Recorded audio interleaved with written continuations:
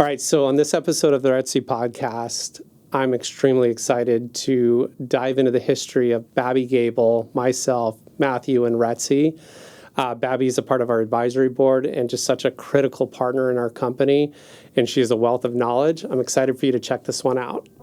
I tell agents this, when your business is dying off, get out there. I mean, whether it's playing in that golf tournament, whether it's hanging at a country club that you belong at, or just your gym. Get to know the people in your exercise class. Network while you're there. But my business falls off if I'm not doing those things.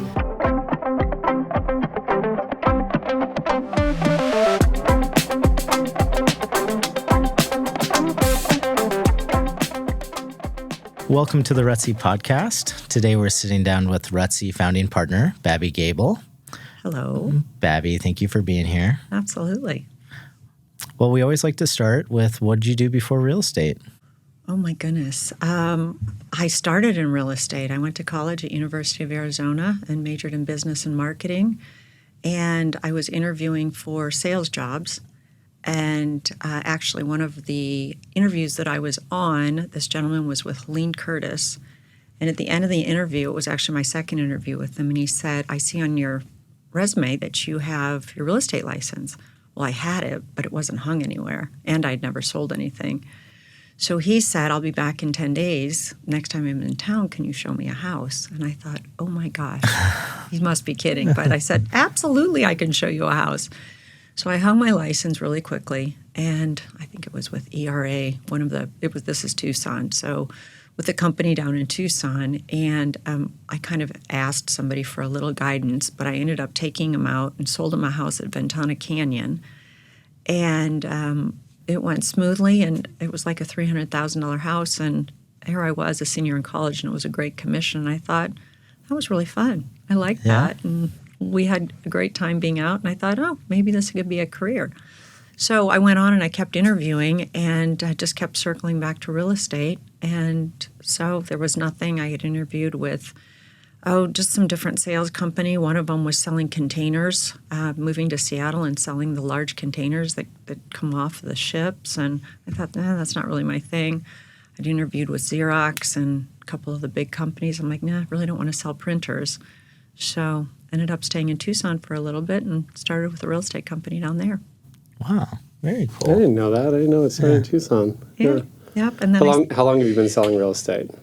Oh boy, Chris, 39 years. 39 years. I actually got my license my junior year of college. Yeah. And then really just didn't do anything with it. But my family was in real estate, and my mom was an architect. She never really practiced. She raised 4 kids, but she always remodeled homes, and we built our own homes. And it was just fun to watch that. And my brother's a home builder. So my dad had his license, didn't really use it, but it was just kind of a fun family thing. So I thought, why not? Yeah. Very cool. Should we go back into our history?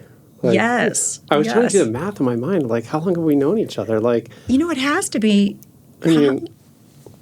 How old are your kiddos? When Kelly and I started dating, so we had initially met you and Barry through CBRE. My wife worked for CB Richard Ellis, and Barry sat, I think, directly across from her. Right. And he would just crack her up. Barry is the life of the office, They're cubes side of each other. And yes, they loved talking and chit-chatting back to each other. Every day when we came home, we're drinking some wine around the front fire pit, and it's she's telling me Barry's stories. Barry said this or did this. And then I just remember, when Kelly and I were dating, we were in your guys' backyard. It's probably 11:30 at night. We're sitting by our fire pit, and you guys are just giving us incredible parental advice. Well, yeah, it was before you had kids. I think you guys were... Well, we were dating back then. Right. Yeah, and it was just kind of Kelly and I looked at you guys as they love each other, they have a successful marriage, success in life, 2 amazing kids, and this is a perfect parental role model. I believe in life, it's if you can't find it where you're looking for it, you can find it by paying attention. And, Kelly and I just admired everything about you guys as a couple, and how great your kids are, and how you have grandbaby. I got a grandbaby, and your kiddos. Oh my gosh. So many years ago. Yeah. And just and where you were at in your career, and Barry's, he's like the mayor when he walks into a restaurant. Everybody knows him, and you too. And it was inspiring, And well, the history is fun. The fact that we've stayed friends and business partners in multiple companies now, it's just, it's been an incredible ride. It's a fabulous history, except the fact that we're both too busy to get a dinner date on the calendar. Yeah, right? We joke. It's like we try to get like a dinner together and just something happens. But I know. It'll happen sooner than later. It will. It will, yes.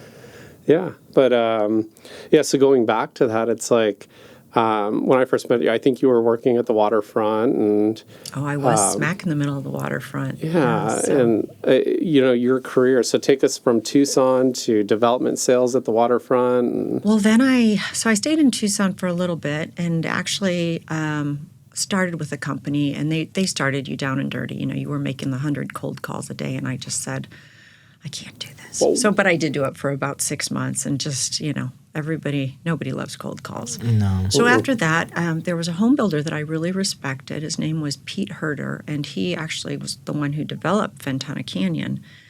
And somehow through word of mouth, I heard they were hiring, so I started working for them, and I really enjoyed it. It was a beautiful subdivision.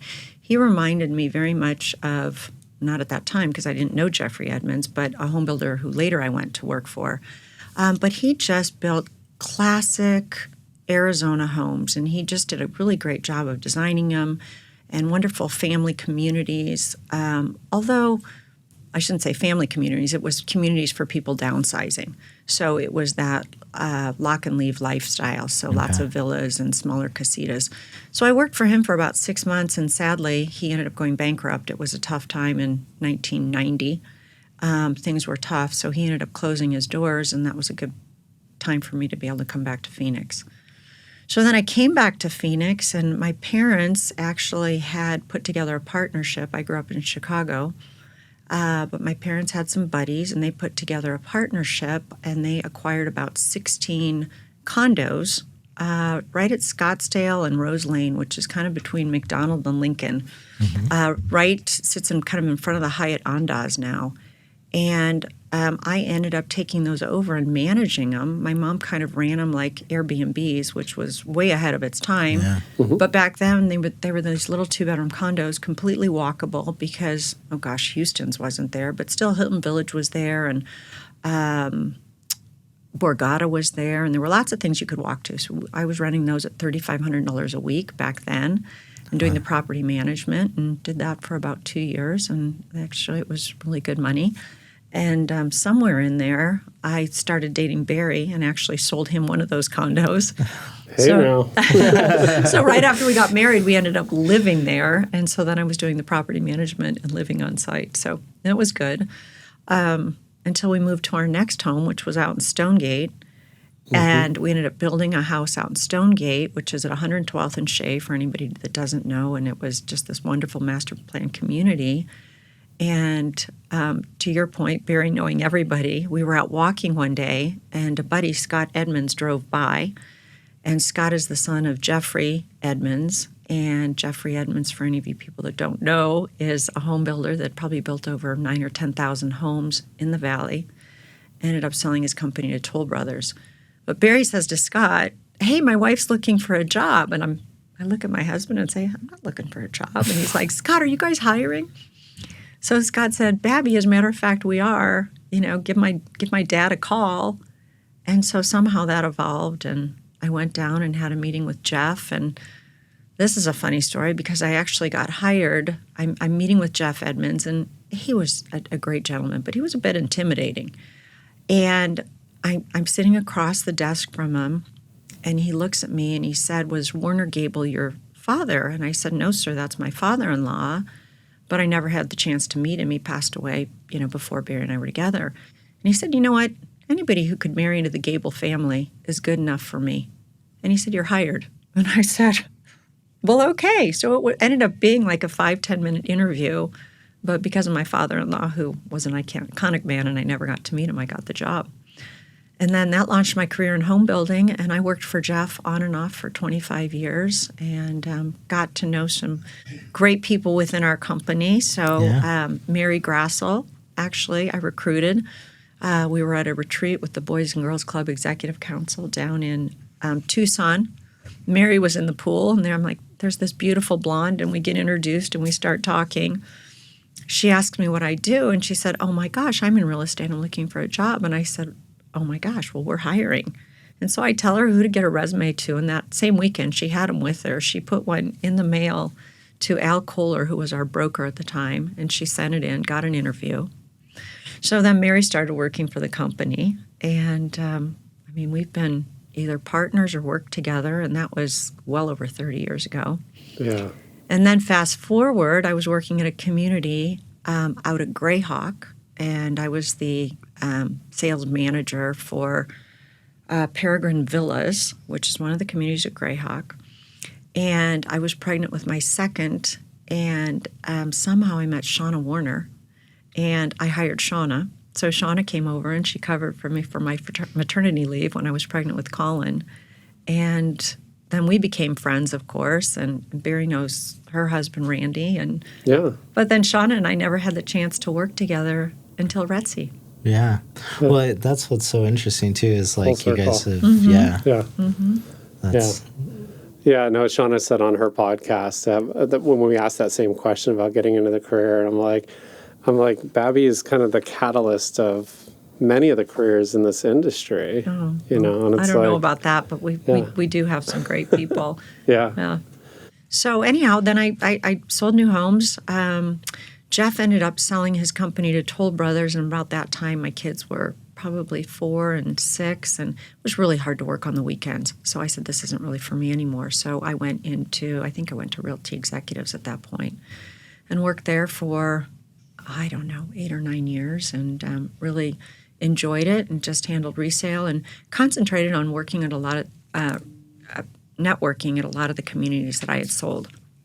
So Stonegate, Greyhawk, McDowell Mountain Ranch, and that just was great. I made it a point to do my postcards or network and constantly reach out to those people because, again, my specialty was second homes and villas, so a lot of those people like to change homes every couple of years. So that was great. And then one day, it was 2004, and I actually remember where I was because I get this phone call, and this gentleman says to me, how would you like to sell $250 million worth of real estate? And I thought, well, that sounds good. Tell me about it. So he said, we'd like you to come over and talk to us about selling the condos. We're building 2 high-rise buildings at Scottsdale and Kimmelback, and these are the first high-rise condos that were ever built in Scottsdale. So at that time, there had been the first high-rise, which was down at 24th and Camelback, but we didn't have any true high-rises. So a mid-rise is 8 stories or under, a high-rise is 9 or above. So I went down and interviewed and thought, well, I've never done this sort of sales before, and it was really great. And that was a funny story because I was actually hired by a team out of Chicago, which was Golub, and they are a big commercial developer back in Chicago. But they'd never done anything here in Arizona.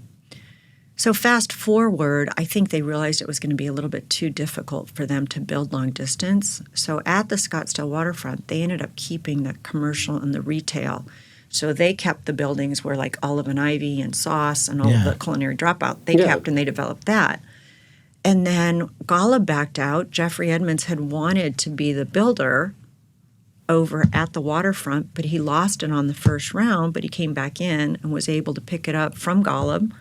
And then they called Opus in, and so we were the sales team. So then I called Mary and said, do you want to come sell with me? And so Mary joined me, and we were lucky enough to sell well over $250 million of those high-rise buildings. And I think we were there we started in 2004, but really nothing was finished until we closed it out at the end of 2007. Wow. But that was an interesting time because it was back in the boom. Yeah, and for we sure. had 2,000 people on the waiting list. 2,000 people on the waiting list for 200 units. Wow. The good old days. Yeah. The good old days, yeah. No kidding. So at the Waterfront, when did you guys meet Angela? So Angela came in at the end, and actually that was Mary's fabulous recruiting. We were at something that Jeff had built, and I think he had, after he finished the Waterfront, he went on to sell Pinnacle Peak Place Build, which was up off of Pinnacle Peak in Pima. And he was building, that was a community of about 45 homes. And anyhow, we went for the kickoff. We were all invited, and we went to the kickoff, so it was the model home opening. And we met Angela, and Mary and her talked some more, and I don't even know what Angela was doing at the time. I have to ask her. Yeah. I think she had just started in real estate, though, and she had a little bit of background in the mortgage business. Mm-hmm. So she knew what she was doing, and she was just such a hard worker. So anyhow, she ended up joining the team. And then Mary decided at that point that she wanted to still sell real estate but give something else a try. So then Mary moved to New York for a few years. Oh, yeah. And Angela came on, and I was, pretty busy because as the market turned down, a lot of people needed to sell, and we actually were able to resell a lot of the condominiums at the Waterfront as well as other places, but that became a great farm community. And we still farm it today. Yeah, I was going to say, even today. You guys do a lot of business in the Waterfront. We do. It's been fabulous. But anyhow, that was a great part in the career. And the nice thing about it is to have the background of home building and then actually to have the experience of doing something in the high rise. It's really great because we can talk to clients, especially when somebody wants to move a wall or when they're really digging into disclosures in these buildings, whether it's Enclave or Optima or Waterfront. You have a better understanding because we did it for so long. So we're able to help them get through all the phases of understanding the different types of homeownership. Well, and nobody knows those buildings better than you guys. Yes, well, it's been fun. When you bring a lot to the table when it comes to like advertising, and I know with some of the developments RETSY's gone after and gotten and sold and stuff, it's just like the development sales knowledge that you bring is just spectacular. Like how things should be priced, phasing. I was just so thoroughly impressed with a project you and I worked on, and that said, it's just like there's so much knowledge, and the fact that you're so willing to share it, I know we're super appreciative for that. Well, you're I know nice. A lot of people at RETSY reach out to you, but you're one of the ones where it's just like when people call and they're looking for advice, they know where they can get it. So well, it was so nice, and I had some great mentors. I mean, Jeffrey Edmonds, he'd never had a daughter, so he treated me like one. He would put me on his plane, and we'd fly to Newport Beach to meet with the architects on a new community that he was, and he would ask for advice on designing floor plans, and he took our advice because he knew we were out there listening to home buyers, and I think that's why he did so well. He was one of the good builders who really listened to what was driving the market, and then he'd incorporate him into his homes, and the rest is history. Very smart. Yeah. Sure. Well, we always like to ask what attracted you to RETSY. We got a little bit into yours and Chris's background. It was Chris. Do you remember the launch days? I guess we could talk about this. I do. I remember one of the main guys, the one that I always butted heads with, was just like he sent you like 2 texts, and like he's like, I really like to get Babbi over, and I'm like, she's a good friend of mine. Like I can give her a call. He's like, well, she doesn't respond to texts. I'm like, you don't text Babbi Gabel. Like get on the effing phone and call her. And then I called you, funny. And you're like, oh great, what do they offer? I'm like, well, a logo for now, but hopefully more. But it's a lot of fun to work with these people, and we had some great partners and everything. We did have some great partners. Yeah, and then you came over to launch, and we got a chance to really work together, which was awesome. We did. Yeah. So 2 years there, then we had enough. So and then Chris said, you know what, I'm going to start my own deal. Yeah.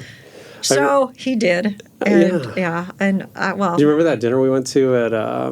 Oh gosh, what's the place at like Indian Bend and Scottsdale Road? That restaurant in the back. Oh yes, we were at Publico. Yeah, and we were talking about, okay, I'm like, this is where RETSY is. I would love to have you as a partner. You could bring so much to the table, and like our previous company offered nothing but a logo. But here's what we're going to offer all these agents, and like I swear it's going to work out. And you just trusted me. I do trust you. You did. Oh, and hopefully I followed through on my word. You have more than fallen through on your word. And you know what? All the areas where I'm weak, you are so strong. And you're so innovative. And, Matthew, to have you as our broker, your follow through and your relationship with agents is so good. And then we've got Chris, and you're just on the cutting edge with everything. Half the time you talk, and I'm like, what's he saying? Can you explain that again? And then I have to go chat GPT and say, what the heck was he talking about? But anyhow, I think RETSY is an amazing place to be. And what I appreciate so much, and I think most of the other brokerages don't have, is the quality and the experience of our agents. Yeah. And so I just love that really any agent, you can start talking to them and find out what their background is.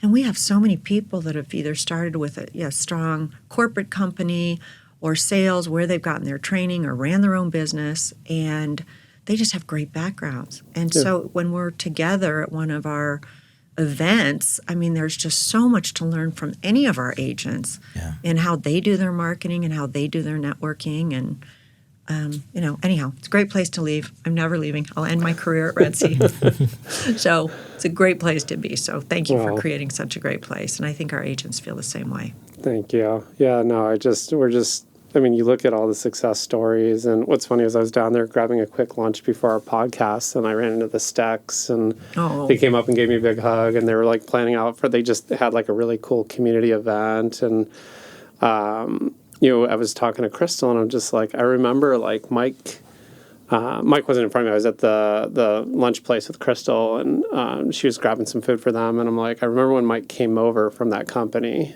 and won't name the company, but he's just like, he was just kind of like, just didn't know how much potential I think he really had. Right. And it took him about 1.5 years to really kind of figure things out within RETSY and then figure out the equation and just run with it. And now he's like modeled his whole system for geographic farming, and they're dominating Morrison Ranch. And that's a fresh farm for them. I'm just so excited every time I get to, this agent just hit their threshold, and oh my gosh, it's just when we say agents are going to increase their emails today, their business by 20%.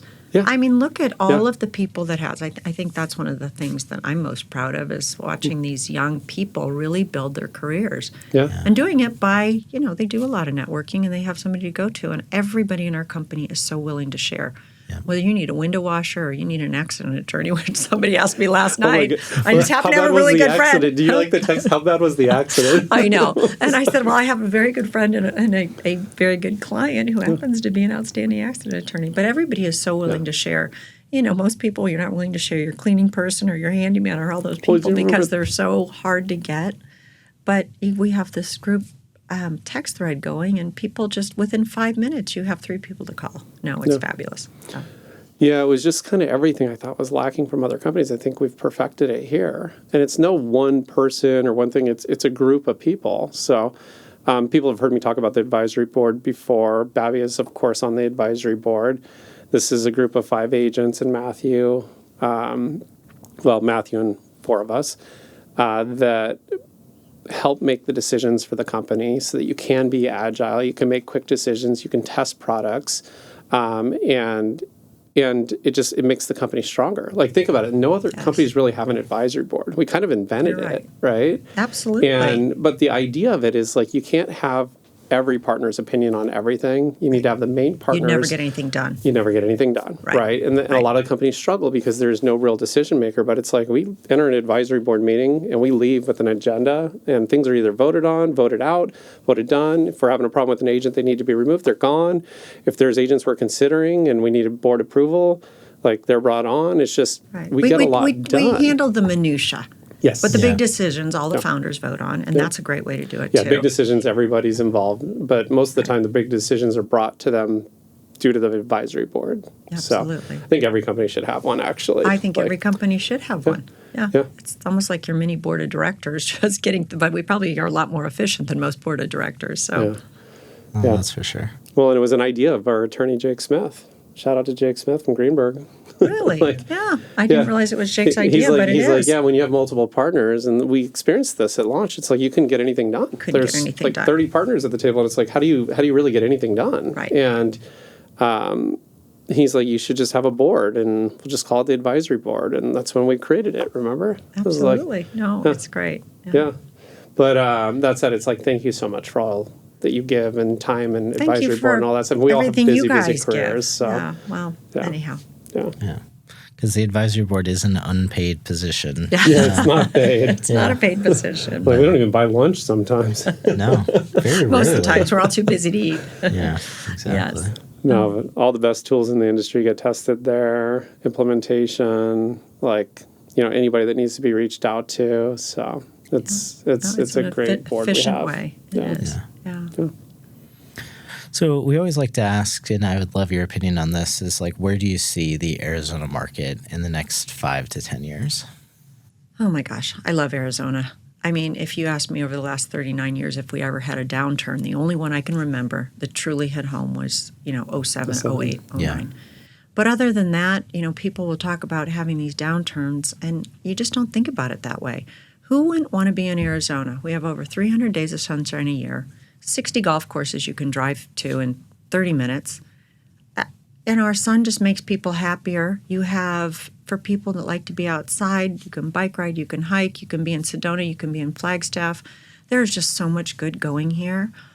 One of the things I do like to talk about is Barry and I, my husband's in commercial real estate, and so sometimes we will bounce ideas off each other. And, he always reminds me one of the reasons that Arizona does so well is we've got 4 major universities in the state of Arizona.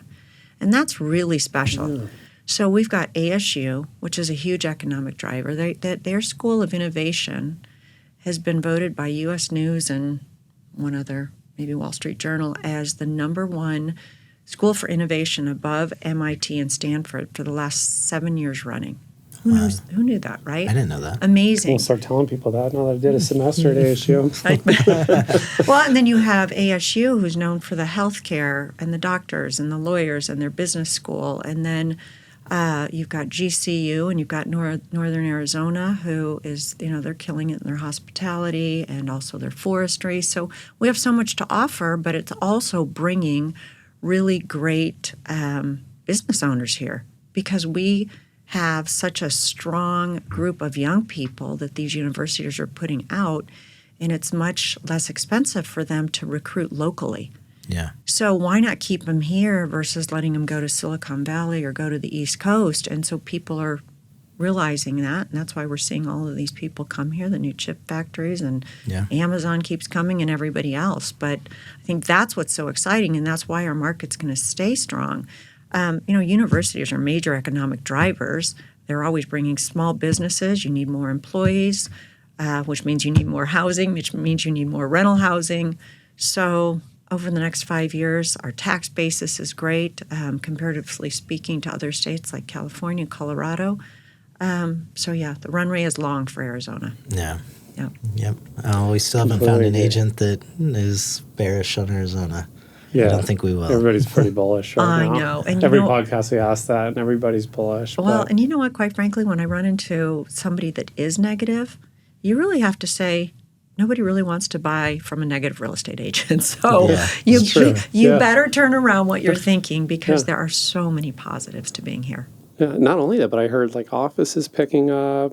Retail that was struggling for so long is just crushing it again, and we see it all over the place. Yeah, but office is so really nice picking up. I can attest to that. Barry's busy. He's got lots of deals on the works, and people are buying again. And people are reinventing what they're doing with some office spaces. But it's good. And Barry usually gets that first call when they're looking to place money or come into town, and so he does office and investment, right? Yes. Yeah. Yeah, across the board. So they've been busy this year. So I always look at that as to looking ahead how our fall and winter will be. But the phones are ringing, and I think it's going to be a really great not only this year but continue into the next several years. Yeah, and now that interest rates are kind of just tapering off, and we're shooting the podcast on day 15 of the government shutdown. But once some of the uncertainties kind of dissipates, it's like. I feel like a lot of people are going to re-engage, and we have ebbs and flows in our market, but everybody I'm talking to and I check into, I called Tanya the other day, I think I told you, or she's like, Chris, I have 30 million in listings coming in the next 2 weeks, and I'm so happy, and I was just like, I'm like, it's just like we see it coming. Yeah, so great. And I just, like I've said before, we've been in this penalty box with interest rates high, and I realize a lot of the stuff that RETSY does are cash buyers. They're not affected by interest rate. But the buyer who buys the $500,000 house, then trades up to the $1 million house, then trades up to the $1.4 million house, then can pay cash. I mean, it is a trickle up effect, and with Absolutely. rates dipping down, I mean, we got some exciting times coming up for the end of this year in 2026. I know, and people have been sitting on the sidelines. I think they're ready to get out there, and there's good inventory. Yeah. So, as Bradley said the other day, we're up to 25,000 listings, so there's more things for people to choose from. So it's a great time to buy.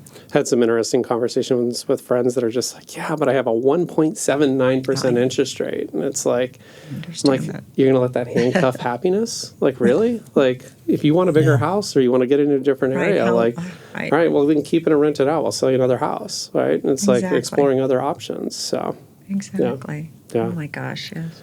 Yeah, I think we're in for exciting times end of this year. I do too. 2026. I do too. And with the calls coming in and the listings we're seeing pick up with RETSY, it's like, it's going to be a strong year, strong end of the year. I think so too. There's some good things being built. People are digging in and finding those pockets. And I was talking to Paul Nicoletti. He was there. That little pocket there that's off of Shea and Scottsdale Road. I just happened to drive that the other day because Scottsdale Road, there was too much traffic, and I was trying to get out of some of the floodwaters, and I drove through, and I saw some of the things they were working on, and I'm like, wow, that's pretty great. You've got some really great specs coming up. So good inventory. That's what their big investor, right? M&N or M&M. But those are going to be some great homes, and forget all that land is there, but it's such a good location. I said you're right between the 51 and the 101, so if you can't afford Paradise Valley, you're not even a quarter mile out. We were talking about there's going to be a lot of teardowns in that neighborhood and a lot of turnover. And has to be. I mean, I remember visiting one of Nick Toon's open houses where it's like, it's literally the first one in that area, I think, that's been completely redone and rebuilt. But I picture it in a year from now, there's going to be 6 or 7 or 8 homes on that block that'll do the exact same thing. Exactly. You build it and they will come. Yeah, it's a convenient location. I mean, close to Carolyn. Great size lots. Yeah, exactly. I know, and Carolyn and the Quarter just keep getting better. So if you're a listener, and you're an investor, now's the time. I know Paul doesn't want us to tell everybody the secret. That's right. I don't know that it's much of a secret anymore. Camelback Corridor, or that's the Cactus Corridor. The Cactus Corridor. Yes, has been revealed. Yeah. So we always like to ask, too, what's your favorite RETSY tool? What is my favorite RETSY tool? Calling Megan. Yeah.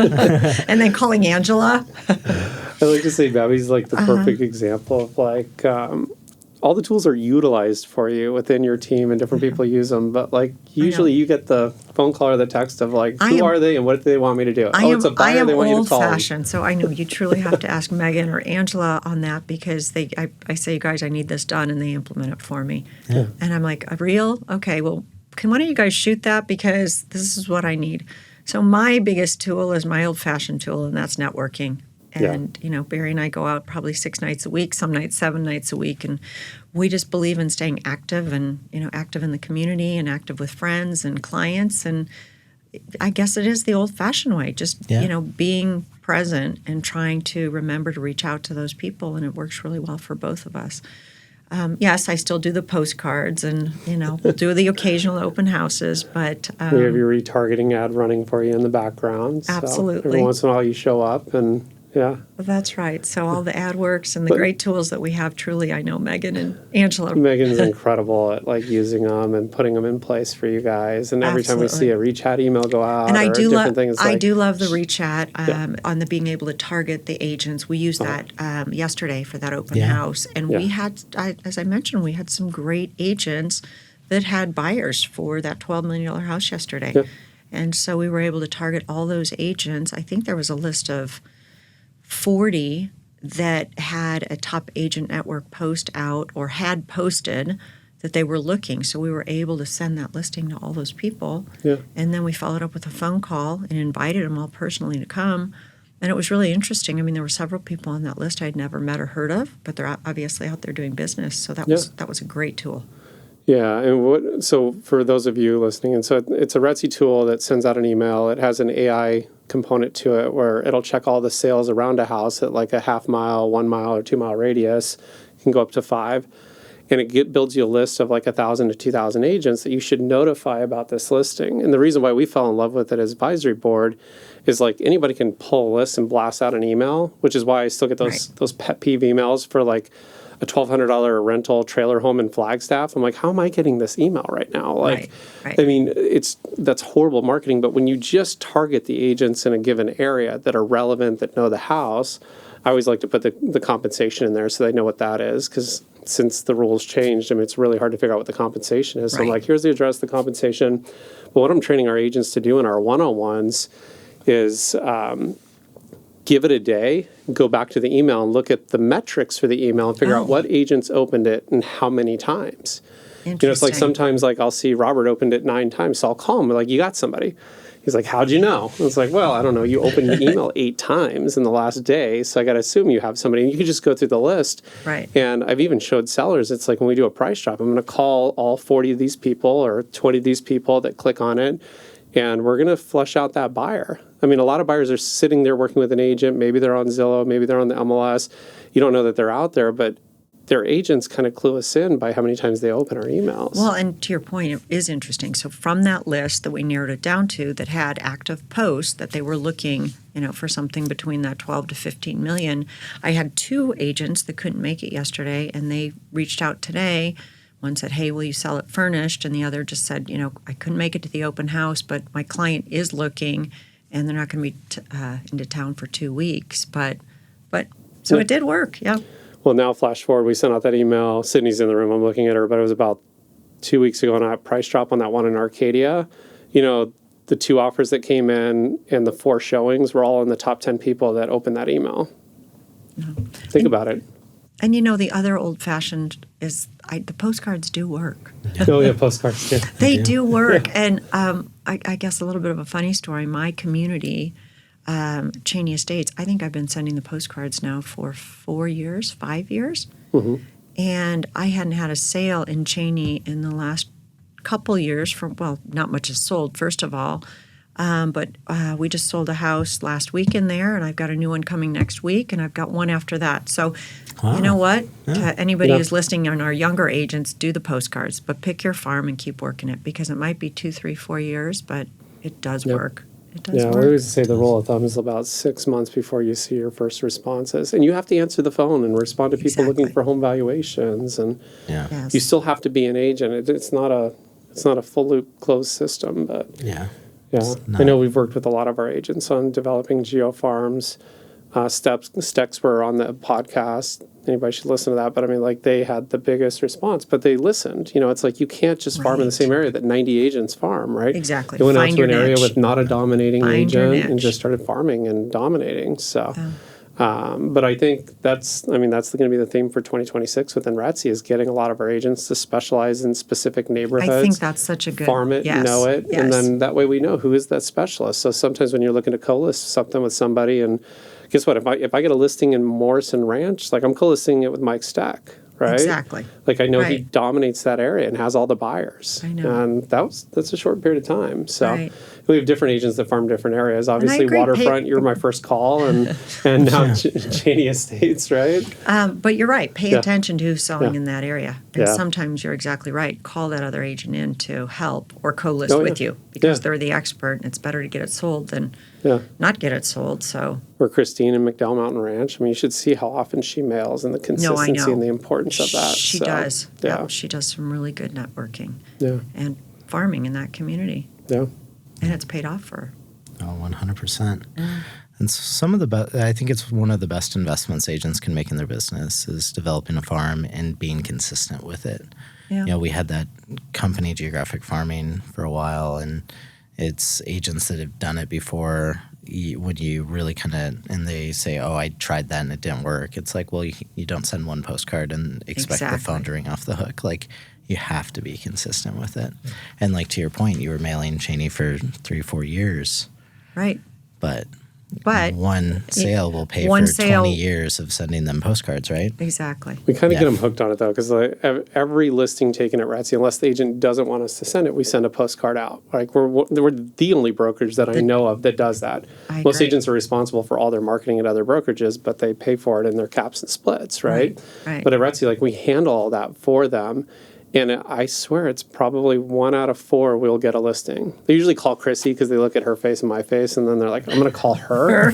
But she's like, we got another listing from the postcard that RETSY sent out for us. And I'm like, that's awesome. She knows I love to hear it, but like, it works. It does work. People go to their mailbox. When they're not in their mailbox, they do the online thing, and we got them covered there. So actually, it was kind of fun because Jen Sheedy came over to the open house last night, and I say, hey, I just got your new postcard. I've saved it for you because I was so excited. Number 1, to see your postcard, but number 2, to see it on as a RETSY postcard. Because so happy to have her. She seems so happy too. I know, she's terrific. Yeah, I know. Like we said, we've got good agents. Yeah. Good agents with good outlook, and they're all doing a lot of business. Yeah. No, that was I was shocked when she called, and but that said, it's like I'm like, you are going to thrive in this environment. Like it's just, I always joke around. I'm like, it's one thing to have tools, right?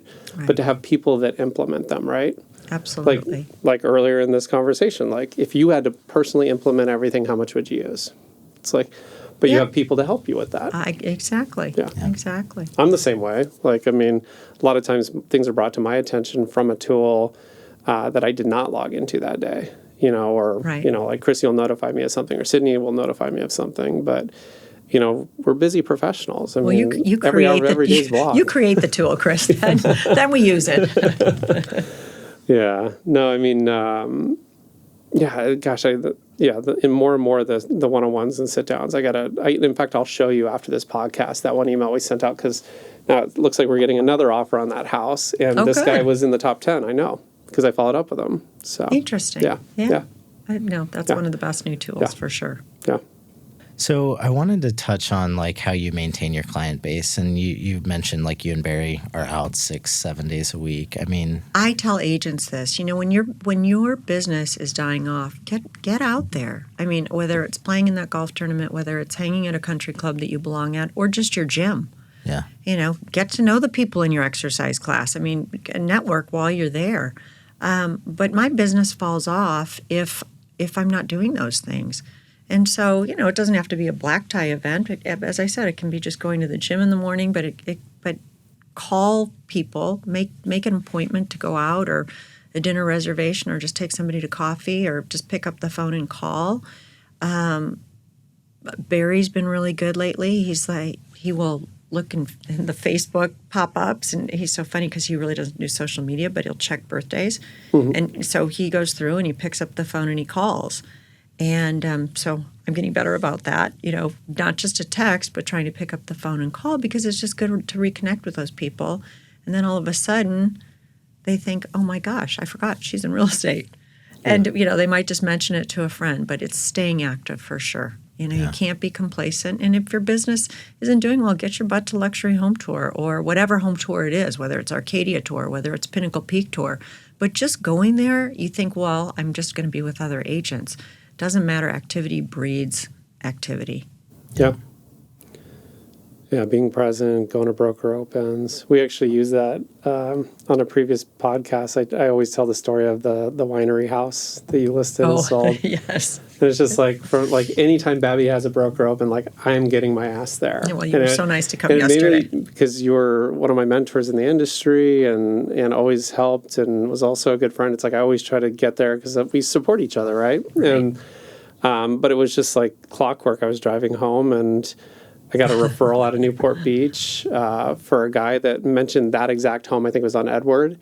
And I'm like, oh, yeah, I know the home well. And you could hear his tonality and his voice like, you don't know the home. I'm like, well, no, I was just over there. And like, this is the winery they're associated with. And they were serving wine there. And the landscaping's incredible. And the house is incredible. And you need to get your ass into town and see it ASAP because it will sell quick. And I was right. And he didn't make it quick enough. He didn't make it and quick I felt enough. so bad, but it he did get an offer, but he didn't take our advice. But he's a negotiator, so he needed to learn a lesson on that one, unfortunately. But it's just like the laws of attraction and being present, going to these houses, And not only that, but the next thing you know, like you're listing one down the street and it's like you remember that one that sold and you've been there and you've been present to it. It's so important for agents to do that. Absolutely. And if you're going to be out there networking or in your gym class, know your statistics. I mean, know what's happening in the market because they will ask you that. And even though my husband's in commercial real estate, it is absolutely every single one of those guys will sit at dinner and say, Babbi, how's the market? What's happening? Yeah. They all want me to give them the 5-minute update. So, know your stuff. And even if it's just jumping on our call every Tuesday, because you walk away with some great statistics with that and you know what's going on in the market and then get out there and share it. Again, if it's just meeting somebody for happy hour or a coffee. Yeah. And what Babbi's referring to, we have a RETSY, we call it the RETSY Rendezvous. It's like our weekly meeting. One of them's in person because that's a lot, once a month. And then we do 3 Zooms and our very own Bradley Opitz just presents the market. Like no sugarcoating. Here's the zip codes. Here's they're doing. So Babbi wants to know 85253. He'll pull it up. He'll go through it. If somebody needs 255 or 018 or 016 or 022, no matter where it is, he'll pull it up and say, here's what's happening in that market. And it just brings you present. Because if you know the inventory is getting absorbed and you have somebody looking to list there, it's just like you can give them confidently like when their home's going to sell and how to price it in the market. And then also using it accordingly when you're making offers. Yeah, absolutely. And I asked, just yesterday, I was asking a couple of the new agents that popped to the open house, and I said, well, do you hop on Tuesday? And several of them said absolutely, and they find it so helpful. So that really is nice because even if you're, obviously you can just call from your car, but even to get that 30 minutes of the weekly market update is just so helpful. So I think I told this story before, but like I was in Truckee, guy's ski trip, getting ready in the morning, and I always try to check in, let them know like, hey, I'm here even though I'm not here. Right. And then I remember going back to get like fully dressed to go on the hill because the bus or the concierge guy who was picking us up there was showing up. And I left it going on the counter and I come out like in all my snow gear and my 3 buddies that I go skiing with and golfing with are just surrounded by it. They're all listening? I'm like, hey, you guys aren't asking him questions, are you? Like, they're going to wonder who the heck you are, why you're using my account. Like, he's like, no, but this is great. Like, he just covered PV, and he's like, do you think I can get this for this house? If I do, it brought up conversations, and they're like, wait, you do this for all your agents every week? And I'm like, yeah, to the ones that tune in, yeah, we do. Yeah. So, and it is what you get out of it, because if you message Bradley, say, hey, I want to know this area, this neighborhood, this zip code, he hammers into it. So, yeah. I also love that he covers the macro too. Yeah, absolutely. Kind of like, here's some headlines that your clients are, might ask you about, and here's some talking points. Absolutely. That is so. It's just so useful. My favorite was before they dropped interest rates, or Powell announced that he was going to be dropping it and easing a little bit. Bradley said they're going to eventually announce that they're going to ease it and drop rates, and what's going to happen is interest rates are going to go up, and here's why. And he just broke it down for us. And what happened?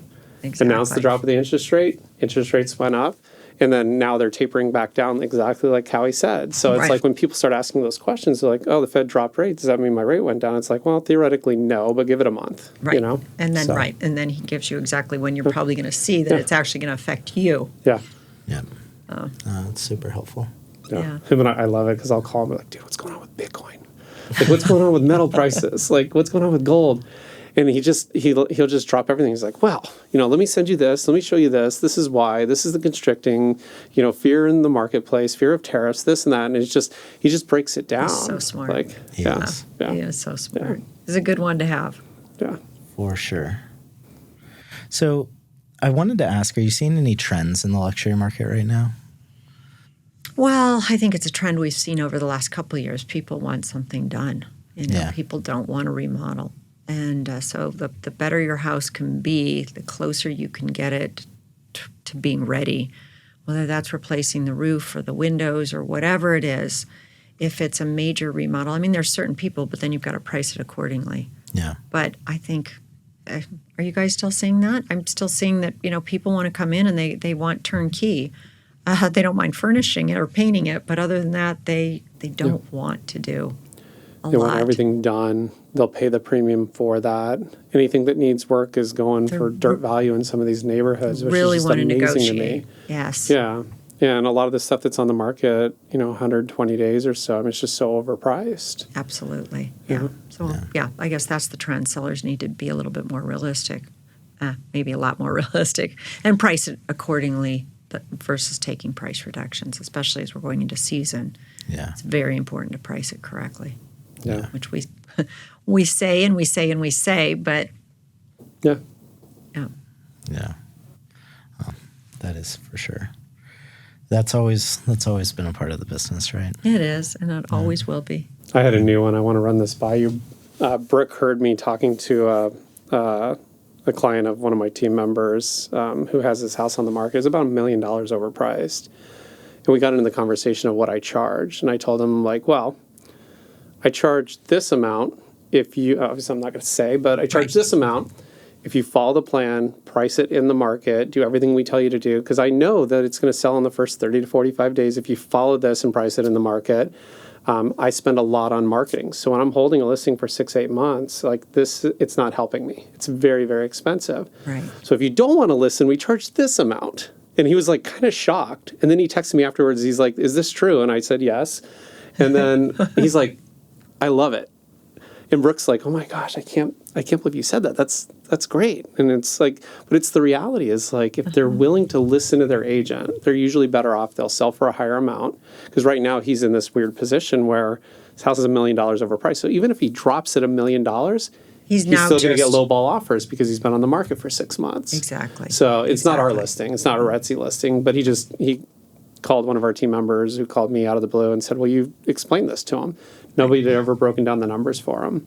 He didn't know he was overpriced. He's been told for the last 6 months it's priced right.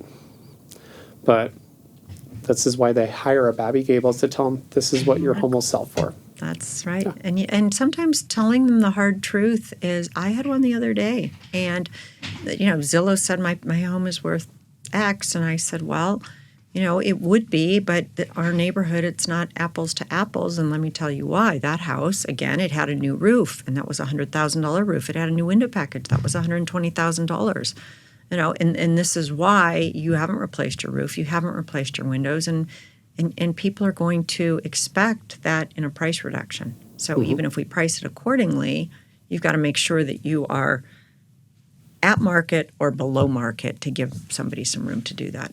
No. The other thing, I'm going to change the subject for just a minute because I've only done this 2 times in my career, but one was the wine house, and this was the other day, and I was on a listing appointment, and I thought I had it. I mean, I talked to the husband and wife 3 different times, and I was with my team, and they said they loved us, they appreciated all the marketing, everything else. So we'd sent them the listing paperwork, and it had been sitting with them for 2 or 3 days.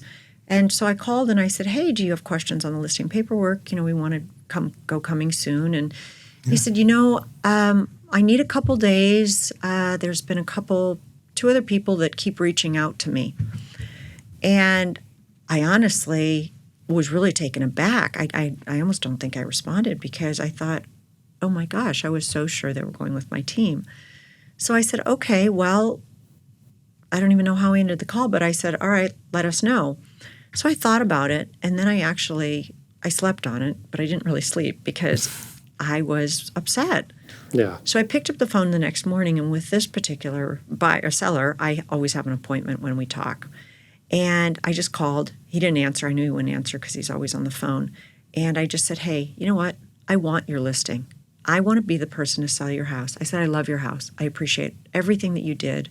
I like the architect. I like the way you sited the home on the lot. You guys thought of everything. I like your finishes. And I said, and honestly, I didn't sleep last night. I want to sell your house. And you know what? Called me back about an hour later, and he said, Babbi, the listing's yours. He said, I'm so happy somebody wants to sell my house so much. And it was just a lesson, but I would have been really upset if I didn't get the listing. So I thought, I have one shot. I'll ask for it. And if I don't get it, then at least I know I tried. But it worked. So I've only done that twice in my career, but it worked. So you're going to do it a few more times. I may do it a few more times. But it's true. When you get a house that you feel passionate about, let the seller know you're passionate about it. They want somebody to be passionate about their house because, as we know, that's the thing people are most passionate about. Your real estate is your biggest, most likely, your biggest holding. Yep. And you want somebody that's going to be as passionate about your house as you are.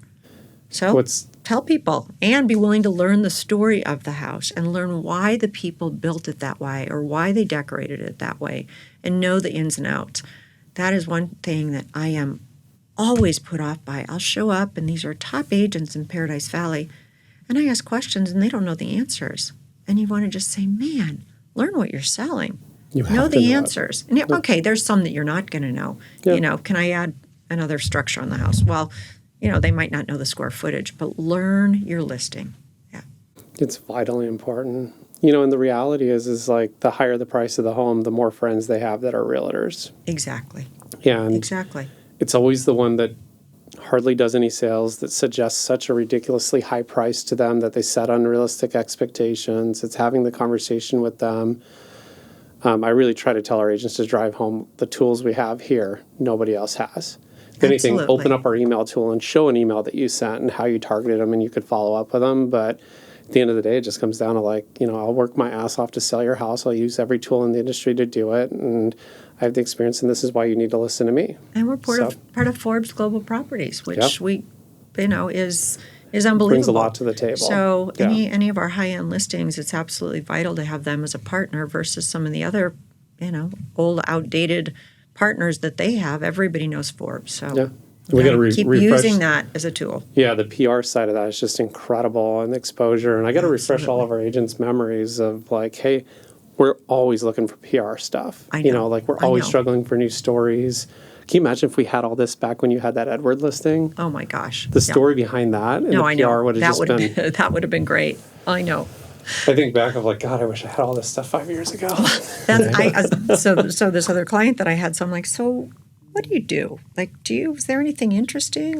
You famous? Are you? Because I was just trying to come up with, and he's like, no, I'm a pretty average guy. I just work really hard. I'm like, okay, well, your house is special, but I don't think I can spin a story for that. So, but so our PR team always looks to be all right, if they own this winery or they were this athlete and they'll let us use their name or there's some history. And sometimes it's just digging into maybe there's a tie between the architect of the home and Frank Lloyd Wright, or it's you got to look at every article of what's going to catch people's attention and what are they going to read, right? Because pushing PR articles out for no reason is just it's not productive. But our PR team's been really good, and our marketing team also, because I know our head of marketing will get on those calls and be like, hey, did you know this? And I'm like, no, we didn't know this. I'm like, yeah, maybe we should move that one up to the top of the list, and this is why it's important. So right. No.